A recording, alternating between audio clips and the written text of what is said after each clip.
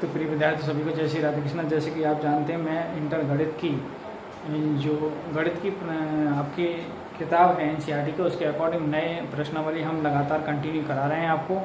आप हमारे channel Divyanshi class channel 58 लगातार बने रहिए, अपडेट कर दिए, जैसे लाइक और सब्सक्राइब कीजिए। हमने प्रश्नावली जो हमारी 6.1 चल रही थी, आप क्लास के प्रयोग चल रहे थे, उसमें हमने 10 सवाल कवर कर लिए हैं। आज की प्रश्नावली आपके आज की वीडियो में हम प्रश्न नंबर जो है वो 11 से आगे की कवर करेंगे।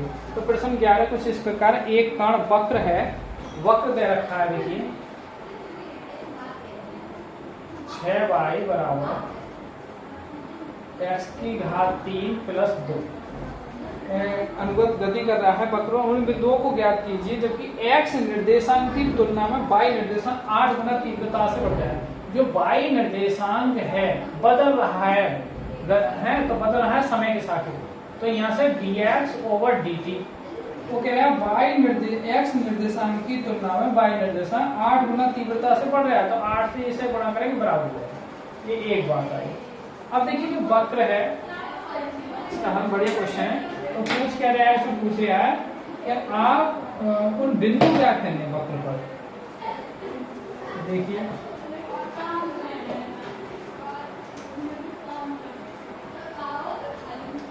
भाई वक्र है आपका 6y बराबर x⁻³ + 2, डिफरेंशिएट करेंगे 6y का क्या हो जाएगा dy/dt और पावर 3x², फिर x का dx/dt और कांस्टेंट जो है वो 0 हो जाएगा।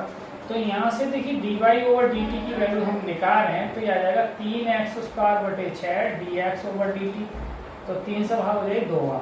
अच्छा ये बात dy/dt बराबर क्या आ जाएगा x² / 2 dx/dt। अब देखिए dy/dt की जगह मैं क्या रख सकता हूँ 8 dx/dt और बराबर x² / 2 dx/dt।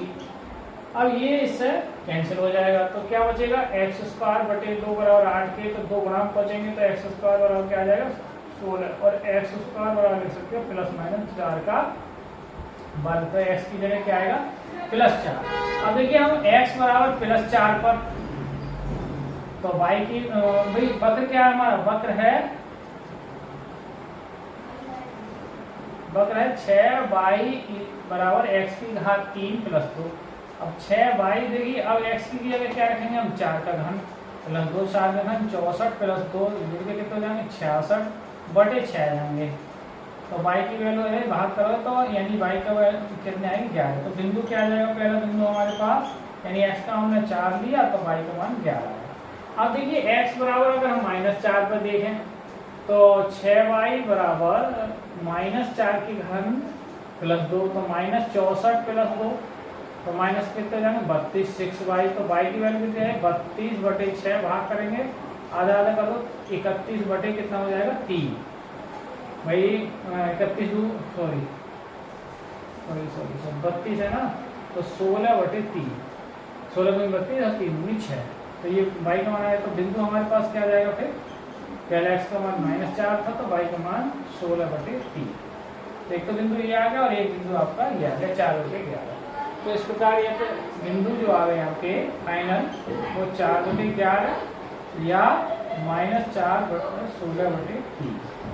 तो इस प्रकार ये जो क्वेश्चन है, नहीं एक मिनट यहाँ गलती होगी, यहाँ देखिए 64 में से 2 तो प्लस के 62 बचे, 62 और 62 का मतलब यहाँ 31 ही होंगे, मैं सही लग रहा था 31/3, 31 दूनी 62 और 3 दूनी 6, तो यहाँ आपके 31। ठीक है, तो -4 -31/3। तो इस प्रकार प्रश्न नंबर जो 11 को कंप्लीट हो जाता है। आइए बढ़ते हैं प्रश्न नंबर 12 की ओर। हम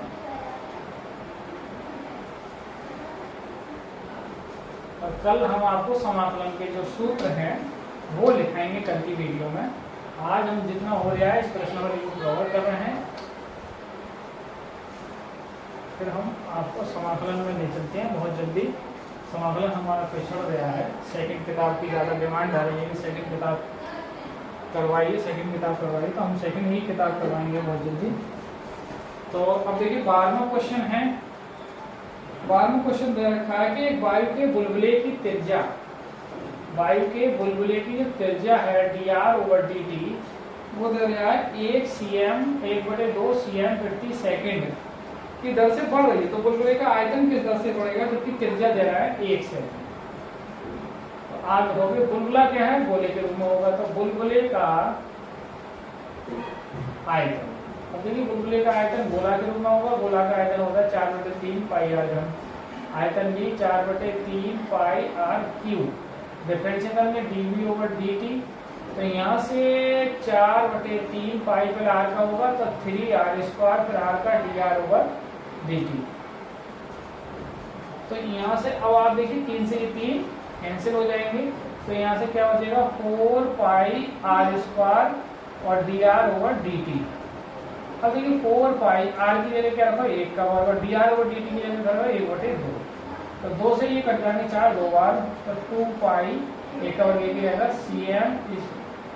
cm क्यूब बटे s सेकेंड।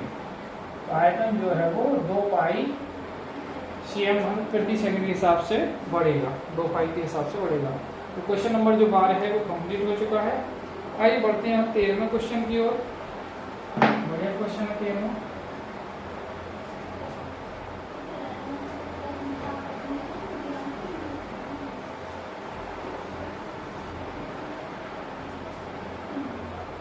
मेरी क्वेश्चन क्या है, 13वां क्वेश्चन है कि एक गुब्बारा जो सदैव गोलाकार रहता है, इन गोले के आकार में है, क्या परिवर्तन जो व्यास है, व्यास 3/2 2x + 1 है, तो x के सापेक्ष आयतन के परिवर्तन की दर पूछ रहा है। तो ये गुब्बारे का व्यास है, हम लिखा रहेंगे त्रिज्या, तो त्रिज्या लिखा रहेंगे तो 2 और बटे पर जाएंगे, 2 बटे कितना हो जाएगा 4 और 2x + 1। अब आप लिखाएंगे गुब्बारे का आयतन, गुब्बारे का आयतन, अब गुब्बारे का आयतन क्या होगा 4/3 पाई आर घन, तो आयतन को भी कहेंगे 4/3 पाई, आर की जगह क्या लिख देंगे, देखिए घन करेंगे इसका, भाई 3/4 और 2x + 1 का क्या कर देंगे हम घन, तो 4/3 पाई, तो 3 का घन 27 हो जाएगा, 4 का घन जो है 64 होगा और 2x + 1 की पावर जो है 3 आ जाएगी। यहाँ से कुछ कटेंगे, ये 16 बार कट जाएंगे और ये जो है वो 9 बार कट जाएंगे, तो 9 पाई बटे 16 और 2x + 1 की पावर 3। अब करेंगे x के सापेक्ष, तो dv ओवर dx 9 पाई बटे 16 पावर आगे आएगी 3, 2x + 1 एक पावर कम होगी, फिर 2x का 1 और 1 का 0, तो कुल मिला के करते तो है नहीं, तो यहाँ से dv ओवर dx की वैल्यू आ जाएगी, देखिए 9 27 पाई बटे 16 और गुणा में 2 और 2x + 1 की पावर जो है वो 2 आ जाएगी, तो यहाँ 2 से 16 कट जाएंगे 8 बार, तो फाइनल वैल्यू आएगी 27 पाई बटे 8 और 2x + 1 की पावर 2 dv ओवर dx। तो इस प्रकार के क्वेश्चन जो है वो कंप्लीट हो जाता है। आइए एक क्वेश्चन और देखें इसका।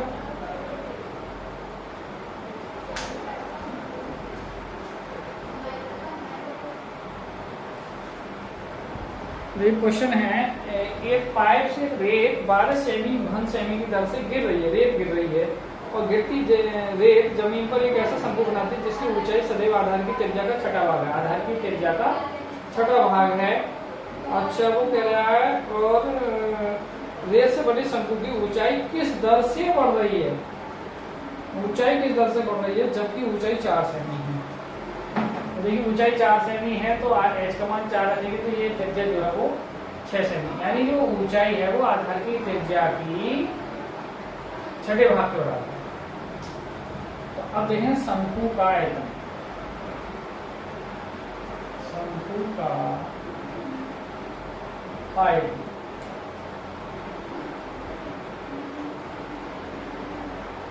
पहले हम एक हमें लेना नहीं है रेत का आयतन, रेत का त्रिज्या तो हम पे है भाई, ऊंचाई जो है वो रेत की 4 सेमी आ गई और किस दर से बढ़ रही है, जबकि ऊंचाई 4 सेमी है। चलिए पहले आप लगाना शंकु, रेत से बने ढेरी का आयतन, क्या शंकु का आयतन, शंकु का आयतन क्या होता है 1/3 पाई r² h, आयतन को भी कहेंगे 1/3 पाई r² h। अच्छा अब देखिए डिफरेंशियल करें हम,